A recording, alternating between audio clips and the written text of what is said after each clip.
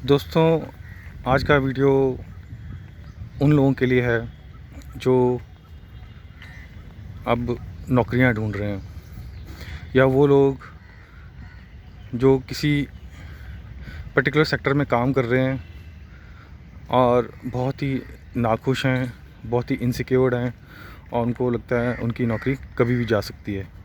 तो ये वीडियो उन लोगों के लिए है जो ये सोचते हैं कि अगर हम इस समय किसी हॉस्पिटल या हेल्थ केयर स्टार्टअप में काम करेंगे तो स्टेबल इनकम रहेगी और इनसिक्योरिटी ख़त्म हो जाएगी।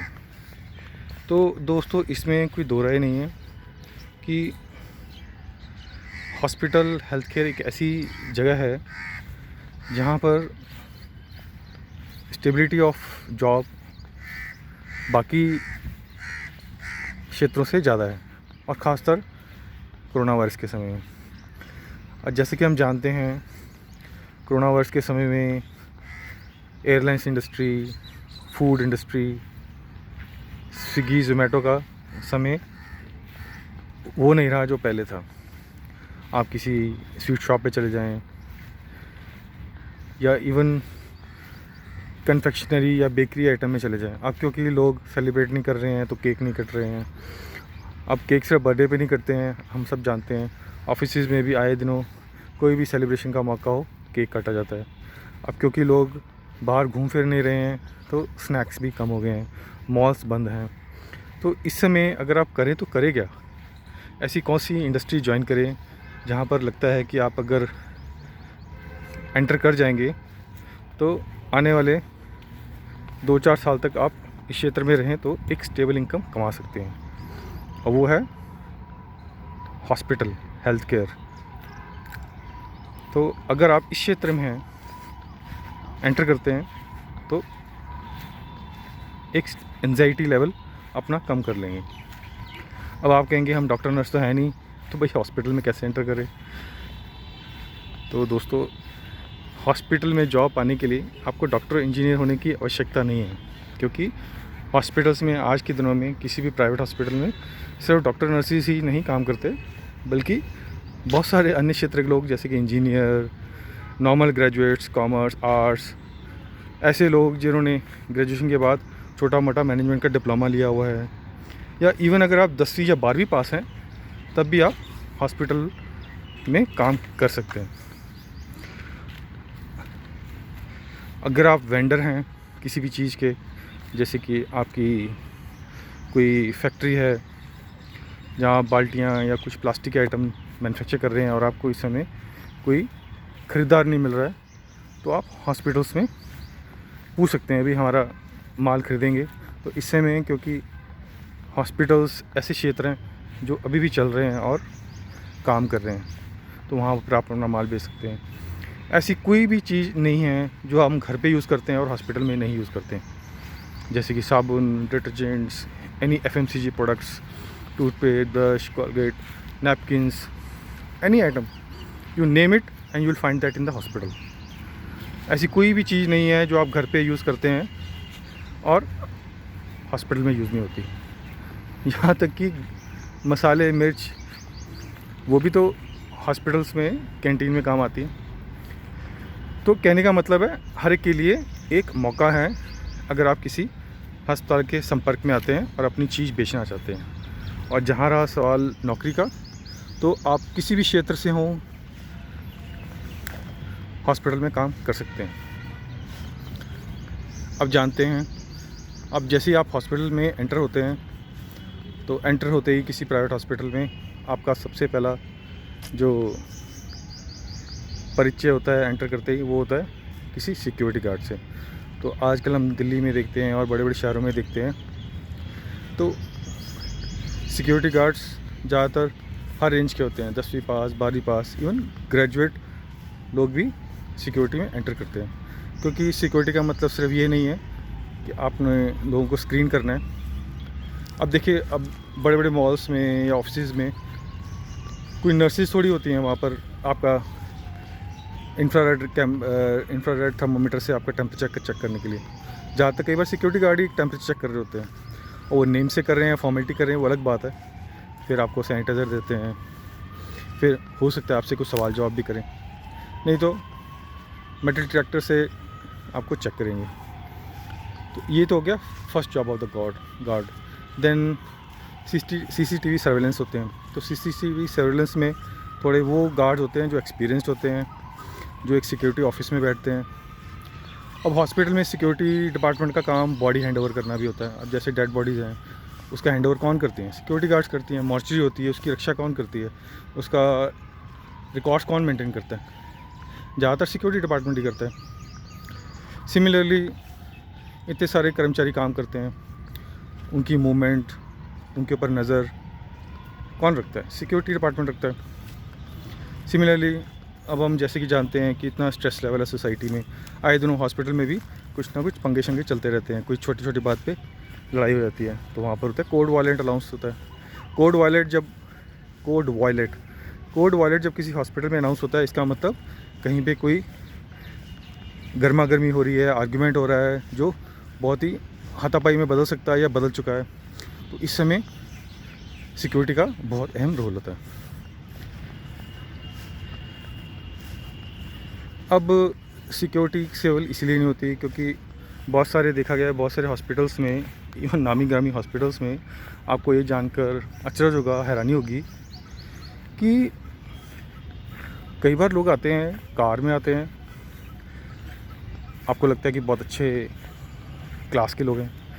जब डिस्चार्ज होते हैं या हॉस्पिटल से निकलने लगते हैं, अब आप हॉस्पिटल की पोर्च में एंटर किए हैं, पेशेंट को व्हीलचेयर पे लेकर आए हैं, तो बहुत सारे कई बार लोग व्हीलचेयर को, पिछली हॉस्पिटल की व्हीलचेयर को गुस्से में या मज़े में या जैसे भी कहें, मस्ती में या किसी वजह से गुस्से, क्योंकि कई बार लोगों को हॉस्पिटल से गुस्सा होता है, व्हीलचेयर डिक्की में डाली और चल दिए। और तो और देखा ये भी गया है कि कई बार कुछ लोगों ने, जैसे कुछ जवान लड़के होते हैं, मस्ती में हॉस्पिटल का देखा कोई गमला अच्छा है, बस एक हाथ से उठाया, गमले के पास ही गाड़ी खड़ी होती है, फटाफट डिक्की में गमला डालो तो गमला भी लेके चले जाते हैं। ऐसे लोग भी हैं। और भी बहुत सारी रोल होते हैं सिक्योरिटी डिपार्टमेंट के, इसके अलावा भी।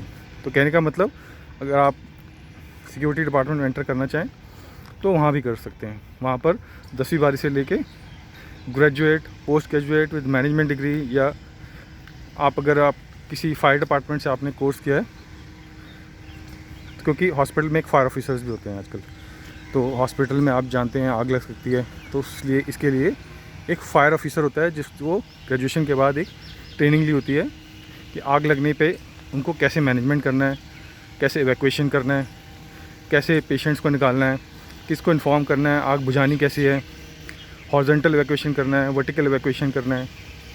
क्योंकि जब आग लगती है तो आग ऊपर की तरफ बढ़ती है। और दोस्तों, आपकी जानकारी के लिए बता दूँ कि कभी भी किसी भी जगह पे जब आग लगती है, आग से इतना खतरा नहीं होता है जितना उसकी स्मोक से होता है, उसके धुएं से होता है। क्योंकि धुएं से लोग सांस लेने में दिक्कत हो जाती है, और बाजार से लोग आग से झुलस के नहीं बल्कि सांस ना लेने की वजह से मरते हैं। तो ये काम फायर डिपार्टमेंट का होता है। अब आइए, अब सिक्योरिटी की तो बहुत सारी बातें कर ली हमने, अब हम बात करते हैं नेक्स्ट हाउसकीपिंग की। अब जैसा कि हम जानते हैं हाउसकीपिंग डिपार्टमेंट कौन होता है। हाउसकीपिंग डिपार्टमेंट वो होता है जिसका काम होता है सफाई का ख्याल रखना। और हम ये भली भांति जानते हैं कि चाहे सरकारी अस्पताल हो चाहे प्राइवेट हॉस्पिटल हो, जो मेजर डिफरेंस सरकारी अस्पताल में और प्राइवेट हॉस्पिटल में होता है वो होता है उसकी रख रखाव पे, साफ़ सफाई पे। और साफ़ सफाई का काम किसका होता है? हाउसकीपिंग का। क्योंकि डॉक्टर्स तो वही होते हैं, डॉक्टर्स इक्वली इंटेलिजेंट होते हैं, चाहे सरकारी में हो चाहे प्राइवेट में हो। बट अमूमन ये देखा गया है कि प्राइवेट हॉस्पिटल्स की जो साफ़ सफाई है वो सरकारी अस्पतालों से बहुत अच्छी होती है, बहुत उम्दा होती है, इसमें कोई दो राय नहीं है। तो हाउसकीपिंग में कौन लोग काम करते हैं? हाउसकीपिंग में वो लोग काम करते हैं जिन्होंने मुश्किल से 5वीं 6वीं पास की हो तो वो स्वीपर बन जाते हैं। जिसने अगर 12वीं पास की हो तो वो वार्ड बॉय बन जाते हैं या असिस्टेंट बन जाते हैं। तो उनका काम होता है वार्ड बॉयज़ और GDS का, असिस्टेंट्स का, कि वो फाइल लेकर जाना, क्योंकि बहुत सारे रिकॉर्ड्स होते हैं, फाइल होती हैं, सैंपल्स होते हैं, उनको एक वार्ड से ICU से लैब में जाके लेके आना या रिपोर्ट कलेक्ट करना, और आपको ये जान के हैरानगी होगी कि क्योंकि अब जैसे दिल्ली में मिनिमम वेजेस कर दिए हैं, आपको इतने किसी भी कर्मचारी को पैसे देने ही देने हैं एज़ वेजेस, मिनिमम वेजेस का रूल है। तो उसके बाद बहुत सारे हॉस्पिटल्स में भी क्योंकि मिनिमम इतनी इनकम देनी पड़ती है, सैलरी देनी पड़ती है, तो आपको ये जानकर ताज्जुब होगा कि बहुत सारे रिसेप्शन पे जो काउंटर्स भी होते हैं अलग अलग हॉस्पिटल्स में मेन रिसेप्शन के अलावा कई जगह पे काउंटर होते हैं जो पब्लिक को गाइड करने के लिए, हेल्प करने के लिए बने होते हैं। तो उसमें जो लोग होते हैं वो लगभग 12वीं पास ही होते हैं। अब दिल्ली का 12वीं पास भी बहुत अच्छा बंदा, नॉलेजेबल होता है, तो उसको ट्रेन करके उसको वहाँ बिठाया जाता है। अच्छी यूनिफॉर्म होती है जिससे आप ये अंदाज़ा भी नहीं लगा सकते कि ये बंदा 12वीं पास है। आपको वो बंदा बातचीत में, क्योंकि उनको इतनी अच्छी ट्रेनिंग दी होती है, वो बातचीत में आपको ऐसे लगेगा कि वो ग्रेजुएट या उससे भी अच्छा बंदा है। तो बहुत सारे हॉस्पिटल्स के जो काउंटर्स होते हैं उनमें 12वीं पास लोग भी लगे होते हैं, क्योंकि आजकल कॉस्ट कटिंग का ज़माना है और ख़ास तौर पे कोरोना वायरस फैला हुआ है। तो इसमें सभी अस्पताल, सभी ऑर्गेनाइजेशन अपना मैन पावर पे पैसा बचा रही हैं। तो यहाँ पर भी आप जॉब कर सकते हैं। फिर आइए हम बात करते हैं स्टोर्स की। अब हॉस्पिटल में स्टोर्स होते हैं, इन्वेंट्री मैनेजमेंट होती है बहुत जगह पर। तो इतनी सारी दवाइयाँ आती हैं, इतने सारे चीज़ें इस्तेमाल होती हैं अस्पताल में, तो उनका कहीं स्टोर भी करते हैं। और जहाँ भी आप जानते हैं कि किसी चीज़ को जब स्टोर करते हैं तो उसका इन्वेंट्री मैनेजमेंट होता है। और इन्वेंट्री मैनेजमेंट क्या होता है कि भाई कोई सामान आया, उसको रजिस्टर में एंटर करेंगे, कौन सी तारीख को आया, उसकी लाइफ कितनी है। ख़ास तौर पे मेडिसिन में, क्योंकि उनकी शेल्फ़ लाइफ होती है। किसी भी मेडिसिन की जो लाइफ होती है वो 1-2 साल से 3-4 साल तक एवरेज होती है। तो कहीं वो मेडिसिन रखी हुई एक्सपायर तो नहीं हो रही, अब जो माल स्टॉक किया हुआ है वो कब एक्सपायर होने वाला है। अच्छा, कोई कॉस्टली आइटम है तो वो चोरी तो नहीं हो रही, तो उनको लॉक एंड की में रखना है। तो ऐसे ABC एनालिसिस होता है। जो लोग ग्रेजुएट या उसके बाद मैनेजमेंट किया होता है, तो ABC analysis, store management, inventory management ये उनको आती है, तो वो काम कर सकते हैं। तो ये ज़रूरी नहीं है कि स्टोर में काम करने वाले लोग सारे ही मैनेजमेंट डिप्लोमा पढ़े होते हैं। नॉर्मल ग्रेजुएट्स भी कई बार काम कर रहे होते हैं, क्योंकि वो धीरे धीरे सीख के किसी एक्सपर्ट के नीचे काम कर रहे होते हैं, तो वो चीज़ें सीख जाते हैं। तो मेडिसिन का स्टोर, नॉर्मल स्टेशनरी का स्टोर, ऐसे कई तरह के स्टोर होते हैं किसी भी हॉस्पिटल में। तो 4-5 स्टोर्स होते हैं। दवाइयों का अलग स्टोर होता है, स्टेशनरी आइटम का अलग स्टोर होता है, और वगैरह वगैरह। तो यहाँ पर भी आप 12वीं पास हों, ग्रेजुएट हों, या ग्रेजुएट के बाद आपने कोई नॉर्मल मैनेजमेंट का कोर्स किया हो, तो आप काम कर सकते हैं। अब दोस्तों आते हैं IT क्षेत्र में। अब IT क्षेत्र के लोग भी हॉस्पिटल में काम कर सकते हैं। अब वो कैसे कि आजकल जितने भी हॉस्पिटल होते हैं, जो हॉस्पिटल 50 बेड से ऊपर हों, तो वहाँ पर कंप्यूटर होना स्वाभाविक है, ज़रूरी है। बिना कंप्यूटर के, सॉफ्टवेयर के कोई भी हॉस्पिटल 50 बेड से अगर ऊपर हो तो वो नहीं चल सकता। तो यहाँ पर IT क्षेत्र के लोग जिन्होंने 12वीं या ग्रेजुएट के बाद कोई कंप्यूटर हार्डवेयर कोर्स किया हो या सॉफ्टवेयर कोर्स किया हो, तो काम कर सकते हैं। इतने सारे प्रिंटर होते हैं, प्रिंटर अमूमन तौर पे ख़राब होते रहते हैं, कोई सॉफ्टवेयर में ग्लिचेस आते रहते हैं, कोई एरर आते रहते हैं। तो ऐसे छोटे मोटे फॉल्ट के लिए सॉफ्टवेयर इंजीनियर्स की ज़रूरत पड़ती है। तो इसके लिए ज़रूरी नहीं है आपको बीटेक सॉफ्टवेयर इंजीनियर होना होता है। तो इसके लिए अगर आपने नॉर्मल ग्रेजुएशन के बाद अगर छोटा मोटा कंप्यूटर कोर्स भी किया हुआ है तो ज्वाइन कर सकते हैं, क्योंकि IT क्षेत्र बहुत खर्चीला होता है, तो इसको अफोर्ड करना इतना आसान नहीं होता है। तो ज़्यादातर हॉस्पिटल्स में सिंगल कंप्यूटर्स लगे होते हैं, और वो एक आध एम्प्लॉई इसमें रखते हैं। बट जो बड़े हॉस्पिटल होते हैं उसमें एक जो हेड होता है वो अच्छा खासा सॉफ्टवेयर इंजीनियर होता है, बट उसके नीचे बहुत 2-4 या 6 जितना बड़ा हॉस्पिटल होता है उसके नीचे ऐसे जूनियर दर्जे के एम्प्लॉइज़ काम कर रहे होते हैं, जिनको हार्डवेयर और सॉफ्टवेयर की नॉलेज होती है। अब आइए दोस्तों, हम आते हैं इंजीनियरिंग विभाग पे। अब हॉस्पिटल में आप जानते होंगे कि किसी भी हॉस्पिटल में एटलीस्ट जो 100 बेड से ऊपर होता है तो वहाँ पर सेंट्रल एयर कंडीशनिंग सिस्टम होता है। तो बहुत सारे प्लम्बर्स के भी काम होते हैं, इतनी सारी इलेक्ट्रिक गैजेट्स होती हैं, इतनी हाई साइड पावर लाइंस होती हैं, क्योंकि सीटी, एमआरआई और बहुत सारे इक्विपमेंट को यूज़ करने के लिए हाईटेक वायर्स होती हैं, पावर लाइंस होती हैं। तो उनको मैनेजमेंट का रखरखाव भी इंजीनियर्स के काम होता है। लिफ्ट्स होती हैं, उसको भी इंजीनियर्स देखते हैं। अब आते हैं दोस्तों फूड, खाने पीने के विभाग में। ये होता है डिपार्टमेंट F&B का।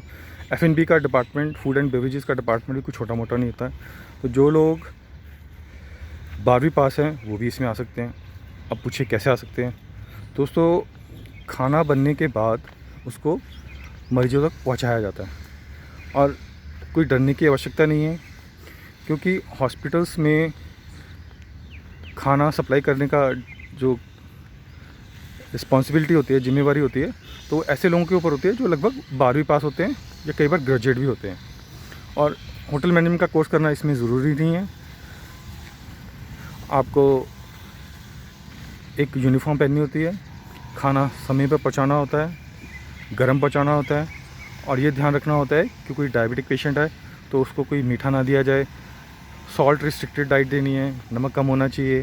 तो इसके लिए एक डाइटिशियन होती है जो आपको समय पर बताती रहती है कि कौन सा खाना किस तरह के मरीज़ को पहुंचाना है। बस इतना ही ख्याल रखना होता है। ये काम छोटा मोटा नहीं है, क्योंकि आए दिन अस्पतालों में मीठी चीज़ डायबिटीज़ वाले को पहुंचा दी गई, ऐसा गलतियां होती रहती हैं। तो बस अगर आप अलर्ट होकर काम करेंगे तो ये काम भी मुश्किल नहीं है। अब बात छिड़ी है फूड एंड बेवरेज डिपार्टमेंट की, तो डाइटिशियन का रोल भी कम नहीं है। तो डाइटिशियन कौन होती हैं? वो लोग जिन्होंने 12वीं के बाद एक डाइटिशियन का कोर्स किया होता है। हालांकि शुरुआत में बहुत अच्छी सैलरी तो नहीं मिलती, बट ये एक रेगुलर जॉब है हॉस्पिटल्स में जिसमें आप एंट्री कर सकते हैं। तो डाइटिशियन को जनरली मरीजों के पास जाना होता है। आजकल क्योंकि कोरोना वायरस फैला हुआ है तो काफ़ी काम फ़ोन पे भी हो जाते हैं, नहीं तो अगर आपने N95 मास्क पहना हुआ है तो आप दूर से बात कर सकते हैं। तो ऐसा लोग कर भी रहे हैं। अब आते हैं फूड एंड बेवरेज डिपार्टमेंट में अंदर की तरफ। अब अंदर की तरफ यानी कि किचन में। अब जब आप किचन में जाते हैं तो वहाँ पर एक शेफ़ तो प्रोफेशनल होता है, जिसको कई सालों का एक्सपीरियंस होता है, होटल मैनेजमेंट में काम किया होता है। मैं ये बात कर रहा हूँ वो हॉस्पिटल्स जो 3 स्टार, 4 स्टार या 5 स्टार हैं।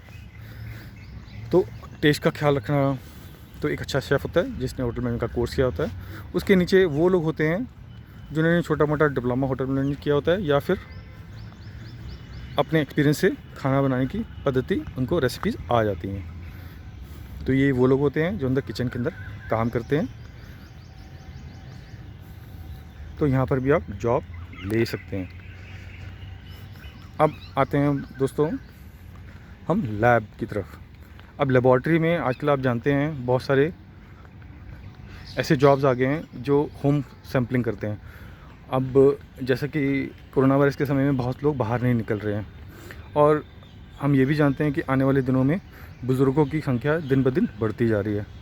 तो होम कलेक्शन एक अच्छा विभाग बन गया है डे बाय डे हर एक हॉस्पिटल्स के अंदर। तो आप अगर छोटा मोटा टेक्नीशियन का कोर्स किया हुआ है आपने, आपको ब्लड सैंपल लेना आता है, मोटरसाइकिल चला लेते हैं, और कम्युनिकेशन किसी भी अनजान लोगों से वार्तालाप करना, आपका स्वभाव थोड़ा नरम है, तो ऐसा काम कर सकते हैं। तो इसमें भी लगभग सैलरी आपको 15 से लेके दिल्ली में 15, 20, 25 के बीच में मिल जाती है आसानी से, आज के दौर में भी कोरोना वायरस के समय में। अब मैं दोस्तों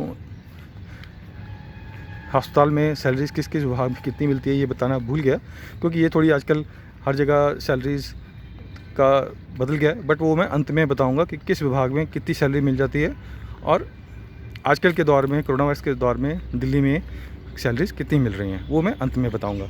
तो आप देखते रहें।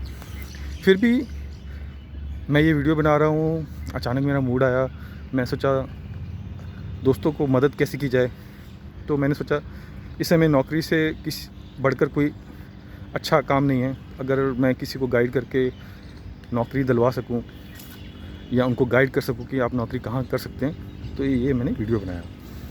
तो फिर भी अगर आप पूछना चाहें तो मुझे कमेंट में लिख सकते हैं, तो मैं देखूंगा आपको कैसे मदद कर सकूं इस बारे में। और अगर बहुत सारे कमेंट्स कॉमन हुए, जिनकी इंक्वायरी कॉमन हुई, तो मैं उसके ऊपर अगली बार वीडियो बना के भी डाल दूंगा, तो आप देख सकते हैं। अब एम्बुलेंस, अब आपको दोस्तों ये जानकर ताज्जुब होगा कि जब कोरोना वायरस चला, दिल्ली में इतनी सारी एम्बुलेंस सर्विसेज हैं। अगर किसी कोरोना वायरस पेशेंट को घर से लाना है या किसी एक अस्पताल से दूसरे अस्पताल लाना है, तो इतनी समस्या आ रही थी कि कोई एम्बुलेंस का बंदा कोरोना वायरस के पेशेंट को ले जाने के लिए तैयार नहीं होता था। दिल्ली में कैट्स एम्बुलेंस भी हैं, बट उनके तो फ़ोन ही नहीं मिलते थे। अगर फ़ोन बजते थे तो बजते ही रहते थे, कोई उठाता नहीं था। तो बहुत से दोस्तों ने मेरे ट्राई किया, बट आज तक कोई कैट्स एम्बुलेंस किसी की मेटरलाइज हो ऐसा मेरे को सुनने में नहीं आया। तो आप जानते ही हैं हमारे देश में, चाहे वो दिल्ली हो चाहे कोई भी राज्य हो, सरकारी विभागों की एम्बुलेंस का कौन कितना फ़ायदा उठा सकता है, ये आप भली भांति बता सकते हैं। तो दोस्तों, कोरोना वायरस से अगर आप प्रिकॉशन लें तो इतनी डरने की आवश्यकता नहीं है। अगर आपने ठीक से पीपी किट पहना हुआ है, आप ये सीख लें कि पीपी किट कैसे पहननी चाहिए, तो आप कोरोना वायरस से बच सकते हैं, अपना रखा रखाव कर सकते हैं। और एम्बुलेंस में भी आप एक ड्राइवर का काम कर सकते हैं। और एम्बुलेंस में ना केवल एक ड्राइवर की ज़रूरत होती है, बल्कि एक असिस्टेंट की भी ज़रूरत होती है। तो ये हो गया एम्बुलेंस का काम। फिर दोस्तों, अब डॉक्टर नर्सिस की मैं चर्चा इसलिए नहीं कर रहा क्योंकि डॉक्टर नर्सिस क्या काम करते हैं, उनकी सैलरीज कितनी होती हैं, ये तो हम अलग से जानते ही हैं। तो मेरा ये वीडियो बनाने का मकसद ये था कि अस्पताल में डॉक्टर और नर्सिस के अलावा भी बहुत सारे लोग ऐसे होते हैं जो काम कर सकते हैं और स्टेबल इनकम पा सकते हैं। क्योंकि हॉस्पिटल और हेल्थ केयर एक ऐसी जगह है जहाँ पर अगर सैलरी बहुत सी बढ़ती नहीं है तो बहुत गिरती भी नहीं है। तो यहाँ पर इनकम लगभग हमेशा स्टेबल ही रहती है। और आने वाले दिनों में जैसा कि प्रतीत हो रहा है, हालांकि अभी तक सरकार ने हेल्थ केयर में कभी इन्वेस्टमेंट खास किया नहीं, बट अब अखबार में सुनने में आ रहा है कि सरकार, चाहे वो राज्य की हो चाहे वो केंद्र सरकार हो, सब लोग अब ये सोच रहे हैं कि देश की स्वास्थ्य व्यवस्था भी अब सही होनी चाहिए। तो आने वाले दिनों में हम देखेंगे कि अस्पतालों में भी सरकार अच्छा पैसा खर्चा करेगी, एक्सपैंड होंगे, नंबर ऑफ़ बेड्स एक्सपैंड होंगे।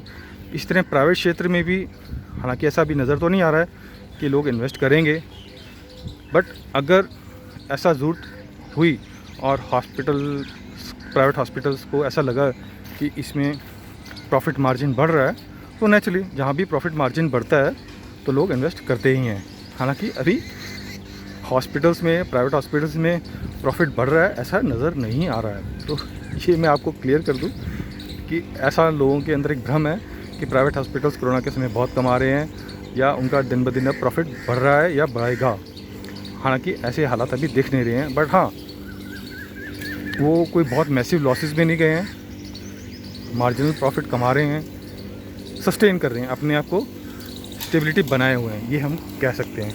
हालांकि प्राइवेट हॉस्पिटल्स में भी कॉस्ट कटिंग चल रही है, सैलरियाँ नहीं बढ़ रही हैं, बट अगर आप वो इंसान हैं जो एक स्टेबल इनकम चाहते हैं तो हॉस्पिटल में आप ज्वाइन कर सकते हैं। बट अगर आप ये सोचें कि हम हॉस्पिटल ज्वाइन कर लेंगे, हमारी सैलरी बहुत अच्छी ग्रोथ से बढ़ेगी, हमारा अप्रेजल बहुत अच्छा होगा, तो ये सोचकर अगर हेल्थ केयर ज्वाइन करना चाहते हैं तो मत ज्वाइन कीजिए। बट हाँ, अगर आप सोच रहे हैं कि आपको एक स्टेबल इनकम मिलेगी तो हॉस्पिटल एक अच्छा क्षेत्र है। ऐसे ही हॉस्पिटल्स के अंदर एक हॉर्टिकल्चर डिपार्टमेंट भी होता है। तो जो लोग गार्डनिंग में हैं, गार्डनिंग में कोई बहुत एजुकेटेड लोग नहीं चाहिए होते, तो हॉस्पिटल भी वही लोगों को एम्प्लॉय करता है जो 12वीं पास होते हैं और हॉर्टिकल्चर का माली वगैरह होते हैं, तो वो लोग भी इसमें पार्टिसिपेट कर सकते हैं। अब दोस्तों, ये तो बात हो रही थी अस्पताल के अंदर की। अब अस्पताल में बहुत सारे ऐसे लोग भी चाहिए होते हैं जो गवर्नमेंट एजेंसी से लाइजनिंग कर सकें, क्योंकि किसी भी अस्पताल का सरकारी लोगों से काम पड़ता ही रहता है। तो बहुत सारे मैसेंजर्स होते हैं जिनके पास एक मोटरसाइकिल होता है अस्पताल का एक मैसेंजर की तरह काम करते हैं, इंश्योरेंस कंपनी से डील करते हैं, बहुत सारे पैकेट्स पहुंचाने होते हैं। मैसेंजर का काम ये रहता है। और एक ग्रेजुएट या पोस्ट ग्रेजुएट बंदा वो भी होता है जो धीरे से एक्सपीरियंस गेन किया होता है या एक्सपीरियंस गेन कर लेंगे और हॉस्पिटल के साथ, सरकारी विभाग के साथ लाइजनिंग करते हैं।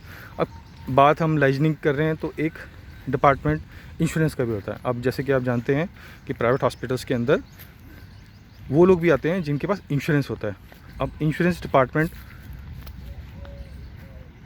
क्या होता है? Third party, TPA. अक्सर अस्पतालों में एक डिपार्टमेंट होता है जिसको बोलते हैं टीपीए डिपार्टमेंट, इंश्योरेंस विभाग, जहाँ पर आप क्लेम सेटल करते हैं। तो अगर आपके पास इंश्योरेंस है, आप पेशेंट को भर्ती कराते हैं, फिर उस डिपार्टमेंट में जाते हैं जहाँ पर आप अपना इंश्योरेंस कार्ड दिखाते हैं, अपनी पॉलिसी दिखाते हैं। तो 24 घंटे के अंदर आपको एक प्री ऑथराइजेशन लेटर आता है। तो वहाँ पर जनरली जो है ग्रेजुएट लोग काम कर रहे होते हैं जिनको ओवर द टाइम धीरे धीरे एक्सपीरियंस आ जाता है। तो अगर आप ग्रेजुएट हैं, email, fax, print outs manage कर सकते हैं। इंश्योरेंस कंपनी के साथ ईमेल में सवाल जवाब, उनकी क्वेरी सॉल्व कर सकते हैं। तो graduate is more than sufficient in this department. तो ग्रेजुएट लोग यहाँ पर काम कर सकते हैं। जनरली यहाँ पर जो सैलरी होती है वो 25 से स्टार्ट हो जाती है, दिल्ली में 25,000 से, और ज़्यादा से ज़्यादा 45 तक भी पहुँच सकती है। तो ये डिपार्टमेंट हर एक प्राइवेट हॉस्पिटल्स में होता है जो 50 से ऊपर होते हैं, 50 बेड से ऊपर होते हैं। इसी तरह अब दोस्तों, आज के दिनों में जो बहुत सारे डॉक्टर्स होते हैं, कंसल्टेंट्स होते हैं, आपको ये बताना चाहूँगा कि वो कंसल्टेंट जो 2-4 हॉस्पिटल में काम कर रहे हैं, क्योंकि कंसल्टेंट वो लोग होते हैं जो सिर्फ कुछ लोग तो एक ही हॉस्पिटल में काम कर रहे होते हैं, बट कुछ ऐसे स्पेशलिस्ट भी होते हैं जो 2-4 हॉस्पिटल में विज़िट करते हैं। और उनकी जो जॉब होता है वो पेशेंट को देखना होता है, उनको कंसल्टेंट उनको एडवाइस करते हैं, पेशेंट का ट्रीटमेंट लिखते हैं, और उनका ट्रीटमेंट जो है वहाँ पर जूनियर डॉक्टर्स होते हैं अस्पतालों में जो उनका ट्रीटमेंट फॉलो करते हैं, उनसे फ़ोन पे अक्सर कोऑर्डिनेट करते रहते हैं। तो कंसल्टेंट्स जो हैं, कुछ कंसल्टेंट जो बहुत पॉपुलर होते हैं, सेलिब्रिटी फिगर रखते हैं और उनका नाम होता है किसी शहर के अंदर, तो वो एक कोऑर्डिनेटर भी रखते हैं। तो कोई एक कोऑर्डिनेटर रखता है, कई बार वो 2-3 कोऑर्डिनेटर्स भी रखते हैं, जो क्योंकि किसी भी डॉक्टर के पास इतना समय नहीं होता पेशेंट से बात करने का, तो पेशेंट्स का गाइड करना, उनको एडमिशन कहाँ कराना है, कब कराना है, अपॉइंटमेंट कब देनी है, डॉक्टर साहब से आपके क्या सवाल हैं। एज़ लॉन्ग एज़ कोई अर्जेंट सवाल नहीं होता तो बहुत सारे कोऑर्डिनेटर्स खुद ही मैनेज कर लेते हैं। बट अगर कोई किसी का सवाल बहुत अर्जेंट हो, पेशेंट बहुत वीआईपी हो, तो उसके लिए कोऑर्डिनेटर्स होते हैं, सेक्रेटरीज़ होते हैं एक तरह के, जो डॉक्टर से और पेशेंट के बीच में एक माध्यम होते हैं। तो अगर आप ग्रेजुएट हैं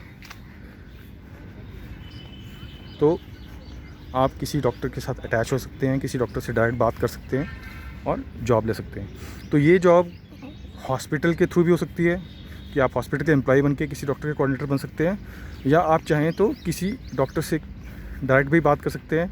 उनको अक्सर कोऑर्डिनेटर्स की ज़रूरत पड़ती है, तो इसके लिए आपको हॉस्पिटल में कहीं पे वेबसाइट में एप्लीकेशन डालने की ज़रूरत नहीं है, किसी हॉस्पिटल में जाने की ज़रूरत नहीं है। कोई भी डॉक्टर जो बहुत पॉपुलर हो, फेमस हो, उनसे आप मिलें, बोलिए मुझे कोऑर्डिनेटर की जॉब दिला सकते हैं, तो आप बहुत खुशी होगी आपको। तो आपको ग्रेजुएट हैं तो ऐसी जॉब आपको मिल सकती है। तो जनरली कोई भी डॉक्टर अपने कोऑर्डिनेटर को 15-20 से लेकर 40-45 तक भी दे देते हैं। तो ये डिपेंड करता है कि उस डॉक्टर का स्टेटस क्या है, उनका फाइनेंशियल इनकम क्या है, उनका सोसाइटी में, समाज में रुतबा क्या है, वो खुद कितना अर्न कर रहे हैं। तो नेचुरली जो डॉक्टर ज़्यादा अर्न करेगा उसकी कोऑर्डिनेटर्स भी ज़्यादा अर्न करेंगी, क्योंकि काम भी उतना ही ज़्यादा होगा नेचुरली। तो ये बात होगी अब कोऑर्डिनेटर्स की। तो दोस्तों, इस वीडियो में मैं डॉक्टर्स, नर्सेज़ और टेक्नीशियंस की बात नहीं कर रहा, क्योंकि वो एक टेक्निकल कोर्स होता है और उसकी एक डेफिनेट लाइन होती है और वो सिर्फ हॉस्पिटल में काम करते हैं। मैं उन लोगों की बात कर रहा था जो एक नॉर्मल ग्रेजुएट हैं, चाहे वो साइंस बैकग्राउंड के हों, चाहे वो कॉमर्स बैकग्राउंड के हों, चाहे आर्ट बैकग्राउंड के हों, और इस समय वो चाह रहे हैं कि वो किसी अस्पताल में नौकरी करें, क्योंकि उनको एक स्टेबल इनकम की ज़रूरत है, क्योंकि कोरोना वायरस में वो डर गए हैं, उनकी जॉब्स ख़तरे में हैं या बहुत समय से वो अनएम्प्लॉयड हैं, बेरोज़गार हैं। तो आप चाहें तो किसी भी अस्पताल में अपनी नौकरी पाने के लिए आवेदन कर सकते हैं, डॉक्टरों से मिल सकते हैं, क्योंकि डॉक्टरों को भी बहुत सारे कोऑर्डिनेटर्स की ज़रूरत होती है, असिस्टेंट्स की ज़रूरत होती है आजकल, क्योंकि टेलीमेडिसिन का ज़माना है कोरोना वायरस के समय में। तो डॉक्टर्स को ऐसे लोग चाहिए होते हैं जो उनको फ़ोन के माध्यम से, व्हाट्सएप वीडियो के माध्यम से या व्हाट्सएप के माध्यम से या ईमेल के माध्यम से उनके पेशेंट से कोऑर्डिनेट कर सकें, उनकी डिजिटल मार्केटिंग कर सकें। अब दोस्तों अब बात छिड़की है तो मैं एक विभाग और मेंशन करना चाहूँगा जहां आप काम कर सकते हैं, अब वो है सेल्स एंड मार्केटिंग। अब बहुत सारे प्राइवेट हॉस्पिटल्स जिसमें जो 100 बेड से ऊपर हों उनके अंदर एक ये भी विभाग होता है, वो होता है सेल्स एंड मार्केटिंग। अब जैसे कि आप जानते हैं बहुत सारे प्राइवेट हॉस्पिटल्स में पैनल होते हैं, सरकारी पैनल, जैसे कि CGHS, ECHS, airport authority, Delhi जल बोर्ड, बहुत सारे ऐसे सरकारी पैनल होते हैं। इंडियन रेलवे, अब इंडियन रेलवे भी अपने मरीज़ जो है प्राइवेट हॉस्पिटल में भेजती है। तो ऐसे बहुत सारे पैनल होते हैं। तो इन पैनल्स के साथ मेमोरेंडम ऑफ अंडरस्टैंडिंग करना, MOU बनाना, किस रेट पे आप हमें पेशेंट लेंगे, उनसे लगातार वार्तालाप करना, उनको बिल्स भेजना। बहुत सारे आप जानते हैं जैसे आजकल दिल्ली में बहुत सारे पार्कों में कोई ना कोई हेल्थ चेक या हेल्थ कैंप लगता है, ये होगा मार्केटिंग वाला काम होता है। इसी तरह ऑलरेडी जो पैनल्स हैं उसमें कितने पेशेंट का टर्नओवर हो रहा है, कितनी सेल्स हो रही है, सेल्स बढ़ रही है, घट रही है, बढ़ानी चाहिए नहीं बढ़ानी चाहिए सेल किसी डिपार्टमेंट में, ये डिपार्टमेंट इसी के लिए होता है। तो अब देखेंगे आप दिल्ली में कई जगह घूमें तो बहुत सारे बैनर्स दिखेंगे आपको प्राइवेट हॉस्पिटल्स में कि इस हॉस्पिटल की डायरेक्शन ये है, इस तरफ जाएं, ये हॉस्पिटल इस तरफ है, वो हॉस्पिटल इस तरफ है, हेल्थ कैंप लग रहा है। आजकल इस चीज़ का एक पैकेज चल रहा है कि आप ये टेस्ट कराएं तो आपको इतने ही पैकेज में आपका पूरा चेकअप हो जाएगा, डॉक्टर की परामर्श मुफ्त है। ऐसी बहुत सारी चीज़ें होती हैं। और बहुत सारे जो 5 स्टार हॉस्पिटल्स होते हैं, बहुत सारे कैफ़ेज़ के अंदर कभी कभी एक गोष्ठी करते हैं, एक सेमिनार करते हैं पब्लिक के साथ, जिसमें आप क्वेश्चन पूछ सकते हैं। तो इन ऐसी व्यवस्था एक सेल्स एंड मार्केटिंग डिपार्टमेंट में होती है हॉस्पिटल्स में, जहां आप कर सकते हैं। दोस्तों अब बहुत वीडियो लंबा हो रहा है इसलिए मैं यहाँ समाप्त करूँगा, बट आप कुछ चाहें तो अपने कमेंट्स में क्वेरी कर सकते हैं, मैं आपको उसका डेफिनेटली जवाब दूँगा। तो दोस्तों मकसद ये था, आप हॉस्पिटल्स में आएँ, काम करें, एक स्टेबल इनकम पाएँ और एंजाइटी लेवल कम करें।